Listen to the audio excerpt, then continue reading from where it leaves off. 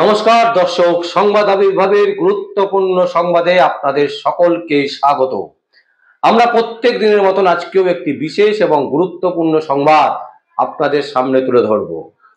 দর্শক, নবান্ন অভিযানকে কেন্দ্র করে যে ঘটনাগুলো আজকে ঘটেছে তার মধ্যে উল্লেখযোগ্য হচ্ছে, প্রথমেই আমরা বলে রাখি, ছি মমতা ছি। বাংলার কলঙ্ক হচ্ছে, যদি কেউ থেকে থাকেন, তিনি হচ্ছেন মুখ্যমন্ত্রী মমতা ব্যানার্জি। ছি মমতা ছি, বাংলার কলঙ্ক বলা যেতে পারে। সারা পৃথিবী দেখলো আজকে বাংলার বুকে যে ধরনের নবান্ন অভিযান হয়েছে, তাতে করে একটা জিনিস পরিষ্কার, যে স্বৈরতান্ত্রিক শুধু নয়, মমতা ব্যানার্জি এমন একজন মহিলা যাকে ঘাড় ধাক্কা দিয়ে যদি নবান্ন থেকে বের করা না যায়, তাহলে তিনি একেবারে আগলে বসে থাকবেন। এবং পুলিশকে যেভাবে তিনি ইউজ করলেন আজকে সারাটা দিন, রক্ষণজনক ঘটনা ঘটালেন। মমতা ব্যানার্জি একজন মহিলা মুখ্যমন্ত্রী হয়ে তিনি যে এই সমস্ত কাণ্ড করতে পারেন, এটা আমরা আগে থেকেই জানতাম। এবং আমরা জানতাম নবান্ন অভিযানকে বানচাল করার জন্য তিনি তার সর্বশক্তি প্রয়োগ করবেন, এবং সেই সর্বশক্তি কিন্তু আজকে তিনি প্রয়োগ করেছেন। কামান দিয়ে জল ঢেলেছেন, টিয়ার গ্যাস ফাটিয়েছেন, ছত্রভঙ্গ করেছেন।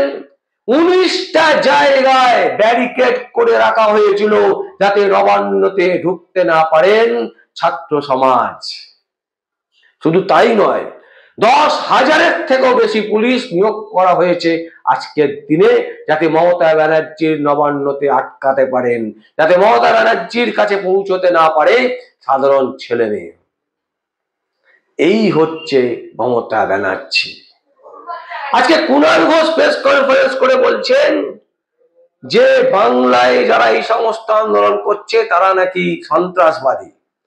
আমরা প্রথমে বলি, কুণাল ঘোষ কে? সরকারের কেউ নয়, তৃণমূল কংগ্রেসের মুখপাত্র নয়, তাহলে তিনি কে? কুণাল ঘোষ হচ্ছেন একজন চোর। চোর কুণাল ঘোষ চোর। 3.5 বছরের জেল খাটা একজন আসামি।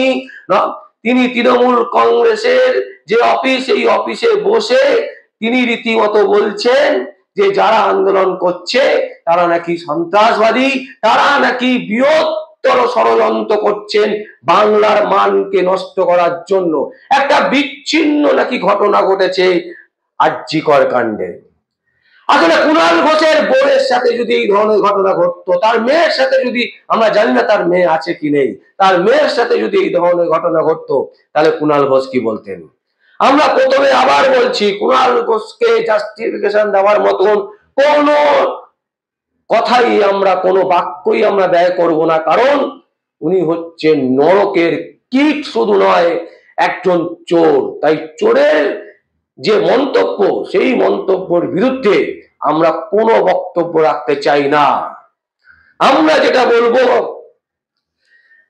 নবান্ন অভিযানকে কেন্দ্র করে গতকাল রাত 12টা থেকে পুলিশ কিন্তু একেবারে সক্রিয় ছিল যে কিভাবে মমতা ব্যানার্জিকে বাঁচাবেন।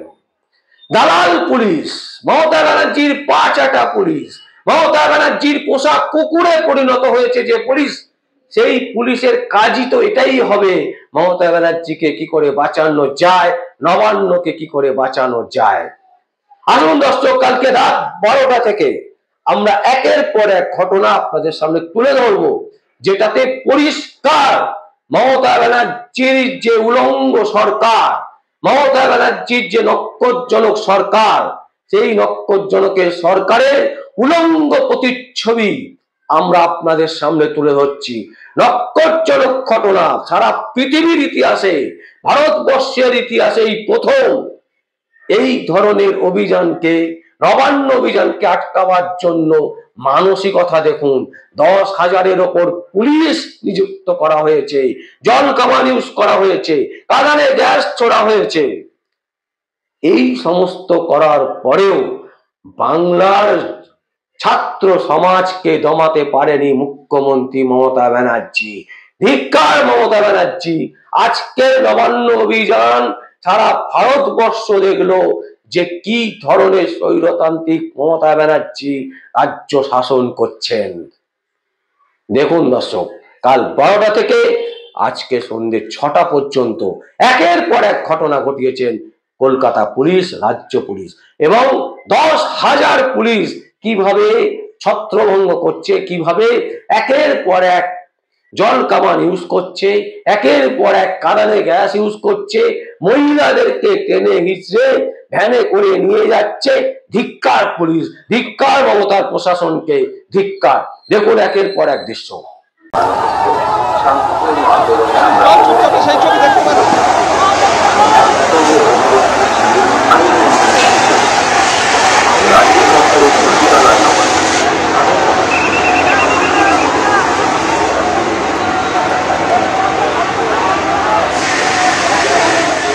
জলকামান চার্জ শুরু হয়ে গিয়েছে।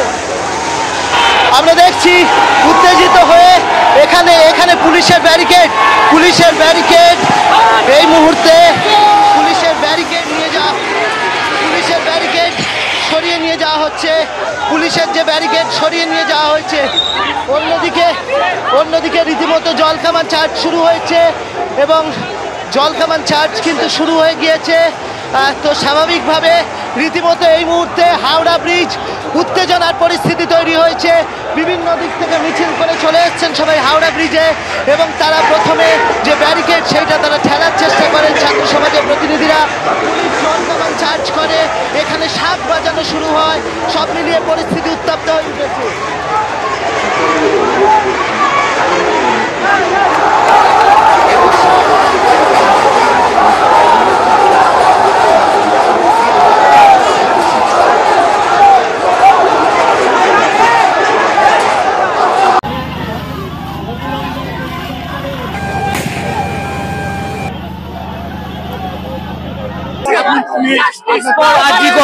আমরা এখানে কিচ্ছু করছি না, শান্তিপূর্ণভাবে বসে আছি। সামনে আছে, আমরা সেখান থেকে অন্তত 200 মিটার পিছনে শান্তিপূর্ণভাবে বসে আছি। পুলিশ দিদিরা আমাদের এখান থেকে তুলতে চাইছে। শান্তিপূর্ণ মিছিল করছি, পুলিশেরা নিজের ক্ষমতা প্রয়োগ করে আমাদের অত্যাচার জুলুম করছে। আমরা কোন আন্দোলন করি, এটা কি কাগজ, আমরা কোন দেশে বাস করছি? আর এই বাংলাদেশ, এটা ভারত দেশ।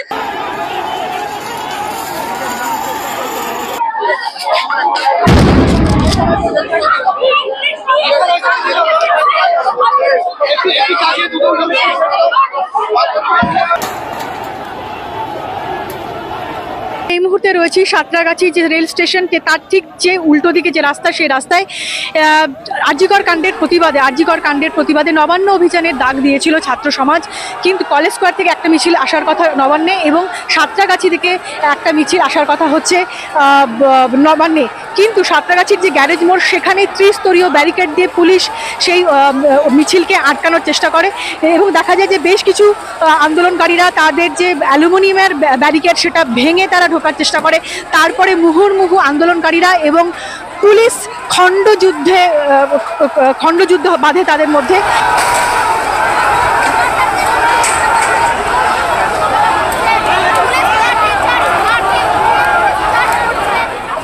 সাঁতরাগাছির যে সাবওয়ে, সেখানেও আন্দোলনকারীরা লুকিয়েছিল এবং সেখানেই পুলিশ সেখানে যায় এবং তাদের নিরস্ত্র করার চেষ্টা করে। বারংবার পুলিশের সাথে খণ্ডযুদ্ধে বাঁধে আন্দোলনকারীদের। আমরা এই মুহূর্তে দাঁড়িয়ে রয়েছি যে সাঁতরাগাছি যে রেলওয়ে স্টেশন, তার যে রাস্তা, সেই রাস্তা আমি একটু আমার ক্যামেরা পার্সনকে দেখাতে বলবো যে এখানে একটা বিশাল পরিমাণে পুলিশের র্যাফ মোতায়েন করা হচ্ছে এবং ঠিক তার পেছন দিকেই রয়েছে আন্দোলনকারীদের একটা বড় অংশ। পুলিশের তরফ থেকে বারবার মাইকিং করা হচ্ছে, তাদেরকে বারবার করে বলা হচ্ছে যে এই মিছিল বেআইনি।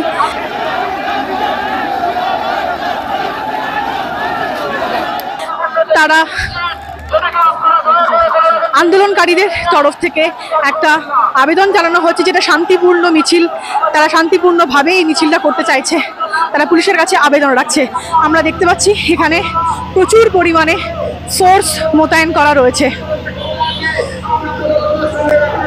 ত্রিস্তরীয় ব্যারিকেড সেটা ভেঙে ভেতরে ঢোকার প্রবেশ করলে বারংবার খণ্ডযুদ্ধে বাধে আন্দোলনকারী এবং পুলিশের সঙ্গে। পরিস্থিতি সামাল দিতে নামানো হয় র্যাফ।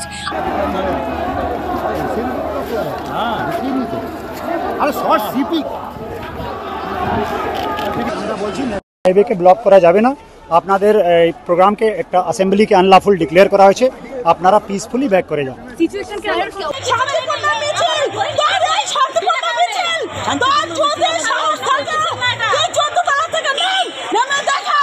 আপনারা কি করছেন? আপনাদেরকে নিয়ে যাওয়া হচ্ছে কেন? আন্দোলন করছিলাম, শান্তিপূর্ণভাবে স্লোগান দিচ্ছিলাম, আমাদের উপর পৌঁছাচ্ছি, নবান্নে পৌঁছাবো, মার কথাই হবে। ওদের কত গুলি আছে, বোম আছে, আমরা দেখবো। তলা থেকে টেনে নামানো হবে, নামানো হবে, নামানো হবে। পুলিশ তো আপনাদের দিকে এগিয়ে আসছে, আমরা এগিয়ে যাবো। পুলিশ যত আগাবে আমরা তত এগিয়ে যাবো। কত কাঁদানি গ্যাস মারতে পারে, কত গুলি মারতে পারে, কত লাঠি চার্জ করতে পারে, বুক চিতিয়ে এগিয়ে যাবো। যা হয় দেখা যাবে। কি করবেন আজকে এখনো পর্যন্ত? আমরা যতক্ষণ না আমাদের বোনের বিচার পাচ্ছি ততক্ষণ আমরা আন্দোলন জারি রাখবো, এগিয়ে যাবো। আমরা আন্দোলন করতে এসেছি, আন্দোলন করবো, ঠিক আছে। আমরা মমতার পদত্যাগ চাইছি, আরজি করার জাস্টিস চাইছি। কি হবে বলে মনে হচ্ছে আজকে সারাদিন কি আপনারা রাস্তায় থাকবেন? প্রয়োজন করলে আজকে কেন, প্রয়োজন করলে এটা লং টাইম। দর্শক দেখলেন আপনারা, 10,000-এর ওপর পুলিশ আজকে নবান্ন অভিযানকে আটকাতে ব্যস্ত ছিল। কিন্তু এই পুলিশ তারা কিন্তু তৎপর হন না যখন ছাপ্পা ভোট মমতা ব্যানার্জির তৃণমূল কংগ্রেস যখন দেয়, একের পর এক ভোটে যখন লুট হয়, তখন এই পুলিশ কিন্তু মমতা ব্যানার্জিকেই আবার সাপোর্ট করেন। তার কারণ কোথাও একটা অর্থনৈতিক লেনদেন হচ্ছে। রাজ্য সরকারের যারা উচ্চ পদস্থ পুলিশ কর্মীরা আছেন তাদের সাথে তৃণমূল কংগ্রেসের একটা আর্থিক লেনদেনের বোঝাপড়া চলছে, যে কারণে পুলিশ দলদাসে পরিণত হয়েছে, মমতা ব্যানার্জির পা চাটা কুকুরে পরিণত হয়েছে। এটা কিন্তু একেবারে পরিষ্কার হয়ে গেছে, উলঙ্গ হয়ে গেছে রাজ্য সরকারের যে নির্দেশিকা, রাজ্য সরকার যেভাবে পরিচালনা করছে সরকারকে, সেই সরকারের দৃষ্টিভঙ্গি। দেখুন, এত বড় একটা অন্যায় করেছে মমতা ব্যানার্জি। আরজি করের ঘটনাকে ধামাচাপা দেওয়ার জন্য তিনি সর্বদা একেবারে প্রথম দিন থেকে তিনি কিন্তু অঙ্গুলি হেলন দিচ্ছেন কলকাতা পুলিশের মাথাকে। যেভাবেই হোক আটকাতে হবে, কিন্তু মাথা নত করছেন না তিনি। রাজ্যের প্রশাসনের একজন মাথা, রাজ্যের যারা ছাত্ররা, যারা এই আন্দোলনের মাথা, তাদের কাছে তো মাথা নত করতেই পারতেন। আজকে তিনি তো বলতেই পারতেন যে আমার ভুল হয়ে গেছে, অন্যায় করে ফেলেছি। এর যারা খুনি, যারা এই অপরাধের সাথে যুক্ত, তাদেরকে 15 দিনের মধ্যে খুঁজে বের করে তাদেরকে শাস্তি দেব। কিন্তু এই কথা তিনি নিজে বলতে পারবেন না, কারণ তিনিও এই আরজিকর কাণ্ডের সমান অপরাধী। আমরা মমতা ব্যানার্জিকে হেফাজতে নিয়ে তার বিরুদ্ধে তদন্তের দাবি জানাচ্ছি সংবাদ আবির্ভাবের পক্ষ থেকে। যারা আমাদের এই সংবাদ দেখেন তাদের প্রত্যেকের কাছে অনুরোধ যে এই আন্দোলনকে ধামাচাপা দেওয়ার জন্য মুখ্যমন্ত্রী মমতা ব্যানার্জি তার গদিতে বসে নৃশংস অত্যাচার চালাবে বাংলার মানুষের ওপর। কিন্তু যত অত্যাচারী আসুক, সহ্য করবেন সেই অত্যাচার, কিন্তু মমতা ব্যানার্জিকে ছাড়বেন না। মমতা ব্যানার্জির বিরুদ্ধে তদন্ত হতেই হবে। আর এই তদন্ত যদি যতদিন পর্যন্ত না হবে ততদিন পর্যন্ত এই আন্দোলন চলবে চলবে চলবে। দর্শক, আমরা বলেছিলাম যে সারা দিনের সমস্ত ঘটনার আমরা কিছু না কিছু টুকরো টুকরো ঘটনা আপনাদের সামনে তুলে ধরবো। আমরা চেষ্টা করেছি গতকাল রাত থেকে আজকে সারা দিনের বিভিন্ন ঘটনা, সেই ঘটনা আপনাদের সামনে তুলে ধরতে। এবার বিচার করার দায়িত্ব আপনাদের। মুখোশ আমরা খুলে দিয়েছি মমতা ব্যানার্জির, কুণাল ঘোষেদের। বিচার করার দায়িত্ব আপনাদের, যে আর কতদিন চুপ করে থাকবেন, কতদিন মমতা ব্যানার্জির এই নৃশংস অত্যাচার সহ্য করবেন। কলঙ্কিত বাংলাকে আর কত কলঙ্কিত করবেন। বাংলার মান সম্মানের কথা বলছেন কুণাল ঘোষ, যে বাংলার মান সম্মান নিয়ে তৃণমূল কংগ্রেস ছেলে খেলা করছে, তাকে বুঝিয়ে দিতে হবে যে কতটা অন্যায় কাজ আপনারা করছেন, তারপরেও আপনারা কিভাবে বুক বাজিয়ে প্রেস কনফারেন্স করেন। টেনে হিজড়ে নবান্ন থেকে নামাতে হবে মমতা ব্যানার্জিকে, সেই ডাক ডাকতে হবে। কত পুলিশ দেবে মমতা ব্যানার্জি? আজকে মমতা ব্যানার্জি চিঠি লিখছেন নরেন্দ্র মোদীকে। কিসের প্রেমপত্র? কোন পত্র লিখছেন? প্রেমপত্র লিখছেন মমতা ব্যানার্জি, যে প্রেমপত্রতে বলছেন রাজ্যকে বাঁচাতে। রাজ্যকে কেউ সর্বনাশ করতে চাইছে না। যদি সর্বনাশ করতে চায় এটা মমতা ব্যানার্জি। তৃণমূল কংগ্রেস প্রতিটা মানুষকে তিলে তিলে শেষ করে দিচ্ছে, তারপরে আবার চিঠি লিখছেন 356 কেন হবে না, কেন 355 হবে না বাড়ছে। কাল থেকে আরো বৃহত্তর আন্দোলন শুরু করুন। মমতা ব্যানার্জিকে ঘুমোতে দেবেন না যতদিন না তিনি গদি থেকে নামছে। প্রতিটা দিন প্রতিটা মুহূর্তে একটাই স্লোগান উঠবে, মমতা ব্যানার্জির বিদায় ঘন্টা। আমাদের আর কিছু বলার নেই। আপনাদের যদি কোনো বক্তব্য থাকে অবশ্যই আপনারা কমেন্ট বক্সে কমেন্ট করবেন। আর দেখতে থাকুন সংবাদ আবির্ভাব। আমার নাম বিশ্বজিৎ পাল, সংবাদ আবির্ভাবের জন্য।